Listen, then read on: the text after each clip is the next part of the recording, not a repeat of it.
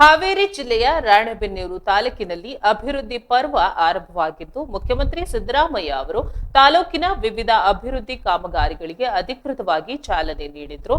ರಾಣೆಬೆನ್ನೂರು ನಗರದ ದೊಡ್ಡಕೆರೆ ಆವರಣದಲ್ಲಿ ನಡೆದ ಈ ಕಾರ್ಯಕ್ರಮವು ತಾಂತ್ರಿಕತೆಯ ಮೆರುಗಿನಿಂದ ಕೂಡಿತ್ತು. ಕಾರ್ಯಕ್ರಮದ ಅತ್ಯಂತ ಆಕರ್ಷಣೀಯ ಕೇಂದ್ರ ಬಿಂದುವೆಂದರೆ ರೋಬೋ ಟೀಚರ್. ಶ್ರೀಮತಿ ಕಲ್ಲಮ್ಮ ಹೈಸ್ಕೂಲ್ನಲ್ಲಿ ಕಾರ್ಯನಿರ್ವಹಿಸುವ ಈ ರೋಬೋ ಟೀಚರ್ ಮೂಲಕವೇ ಸಿಎಂ ಸಿದ್ದರಾಮಯ್ಯ ಅವರು ಕಾರ್ಯಕ್ರಮವನ್ನ ಉದ್ಘಾಟಿಸಿದ್ರು. ವೇದಿಕೆಯಲ್ಲಿದ್ದ ಗಣ್ಯರನ್ನ ಉದ್ದೇಶಿಸಿ ಎಲ್ಲಾ ಗಣ್ಯರಿಗೂ ಸ್ವಾಗತ ಎಂದು ರೋಬೋ ಹೇಳುತ್ತಿದ್ದಂತೆ ಇಡೀ ಸಭಿಕರು ಚಪ್ಪಾಳೆ ತಟ್ಟಿ ಸಂಭ್ರಮಿಸಿದರು. ಇದೇ ಸಂದರ್ಭದಲ್ಲಿ ಮುಖ್ಯಮಂತ್ರಿಗಳು ಅತ್ಯಾಧುನಿಕ ಡಿಜಿಟಲ್ ಲೈಬ್ರರಿಯನ್ನ ಸಾರ್ವಜನಿಕ ಸೇವೆಗೆ ಲೋಕಾರ್ಪಣೆ ಮಾಡಿದ್ರು. ಶಿಕ್ಷಣ ಮತ್ತು ತಂತ್ರಜ್ಞಾನಕ್ಕೆ ಒತ್ತು ನೀಡುವ ನಿಟ್ಟಿನಲ್ಲಿ ಈ ಡಿಜಿಟಲ್ ಲೈಬ್ರರಿ ರಾಣೆಬೆನ್ನೂರಿನ ವಿದ್ಯಾರ್ಥಿಗಳಿಗೆ ವರದಾನವಾಗಲಿದೆ.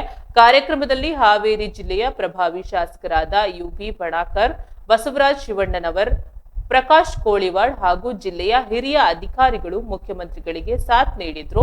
ರಾಣೆಬೆನ್ನೂರಿನ ಸರ್ವತೋಮುಖ ಅಭಿವೃದ್ಧಿಗೆ ಸರ್ಕಾರ ಬದ್ಧವಾಗಿದೆ ಎಂದು ಇದೇ ವೇಳೆ ಸಿಎಂ ಭರವಸೆ ನೀಡಿದ್ರು.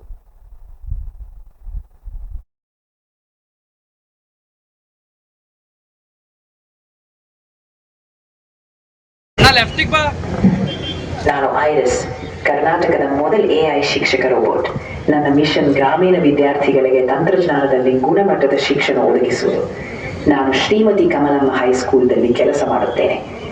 ತುಂಬ ಅಭಿರುಚಿಯ ಜೊತೆ ಸಾಹಿತ್ಯ,